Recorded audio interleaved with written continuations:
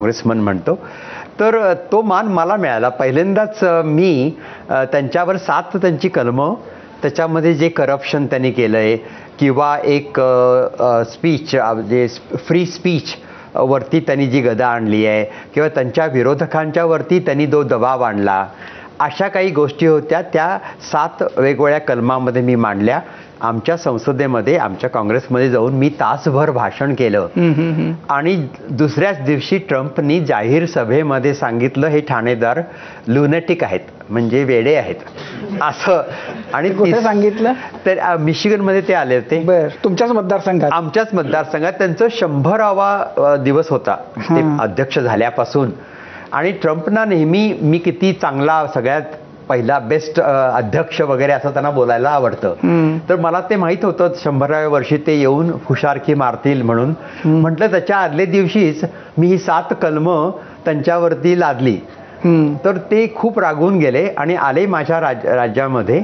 तेव्हा मी त्यांच्या रस्त्यावरती, म्हणजे ते एअरपोर्टपासून तिथं त्यांची सभा होती, त्या सभेवरती मोठे बिलबोर्ड्स लावले मी की रिप्रेझेंटेटिव्ह श्री ठाणेदार डिमांड्स ट्रम्प बी इम्पीच्ड.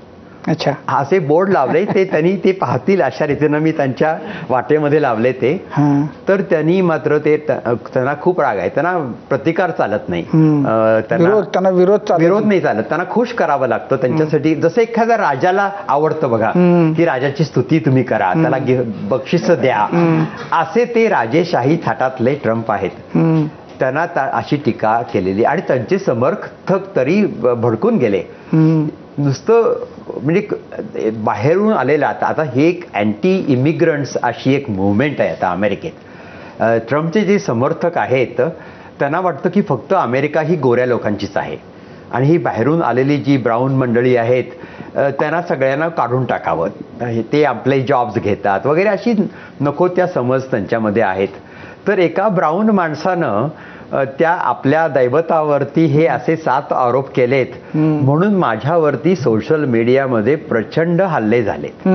धमक्यांची पत्र आली, फोन कॉल्स आले असं. आणि स्वतः ट्रम्प यांनीच मला वेडसर म्हटलं. आणि दुसरे दिवशी रात्री 12 वाजता त्यांनी सोशल मीडियावरती एक पोस्टिंग केलं, त्याच्यामध्ये ठाणेदारांना संसदेमधून काढून टाका. अच्छा, अशी त्यांनी संसदेच्या अध्यक्षाकडे मागणी केली. पण तुम्ही जे त्यांना इम्पीच करायला निघालेले आहात, मराठीमध्ये इम्पीचमेंटला महाभियोग चालवणं म्हणतात, महाभियोगानं त्यांना काढता येतं. हो.